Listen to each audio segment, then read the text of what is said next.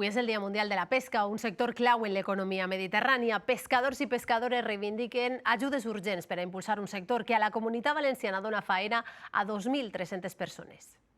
La pesca, un sector clau en l'economia del Mediterrani, s'enfronta a grans desafiaments no només ambientals. L'augment de preus, la baixada dels estocs, producte del canvi climàtic, representa, en valor econòmic, són 3.400 milions de dòlars, segons la FAO, que indirectament ascendeixen a 9.600 milions en tot el que és els treballs indirectes que genera la pesca i la seva comercialització. Les 11 embarcacions de Cèrcol del port de Castelló han estat pescant durant els darrers 2 mesos a Gandia i a Torrevella.